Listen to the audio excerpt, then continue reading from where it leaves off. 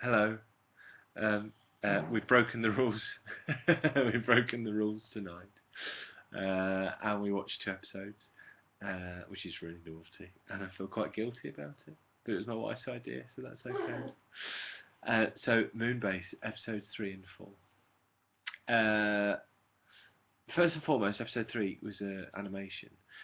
Troughton's, although it was brilliant. Okay, bottom line is brilliant. Troughton's characterisation of the Doctor doesn't lend itself to reconstructions, because what Troughton does, at least has done in this story, is bugger all most of the time. Hang around in the background and look mysterious and thinking about stuff, and then occasionally he'll sort of swoop in. So when we get to episode 4, and you can see it, it's just got this weird buzzy charisma about him, and it's so strange because he's not like a handsome leading man type, and he's not sort of athletic or big or whatever. He just sort of captivates your attention. How strange! But I find it so strange that somebody who isn't, if you see a picture of him, you wouldn't think he's got that sort of magnetism about him, and he really, really, really has. Anyway, one thing I really like about the structure of this whole story is the fact that there's the Doctor and his 3 companions, who I'm loving the 3 companions, and then you get the 3 guys in the base. You get, is it Hobson, Benoit, and somebody else? Benson, I can't remember. But what's significant is that at times it felt like it was their story, and the Doctor and crew were kind of, for like what felt like minutes at a time, just sort of do nothing and letting the Moonbase staff get on with it.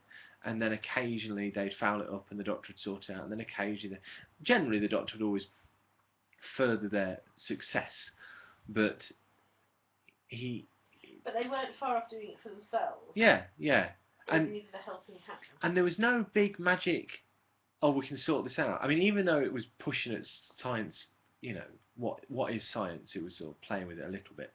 There was no big. Everything was reasonably logical the way it played out, and all the. It felt like all the episodes were absolutely packed with incident, but it didn't feel forced. It felt. It was nicely paced. I think I'm just basically saying that I absolutely love the Moonbase. I absolutely love the Moonbase, and the Cybermen didn't think this would happen. Proper scary. Proper scary. Yeah, that bit when it was animated as well. I mean, that's an indication of when Benoit turns one way and the other way and the gun's there, and we're both like, "Oh yeah."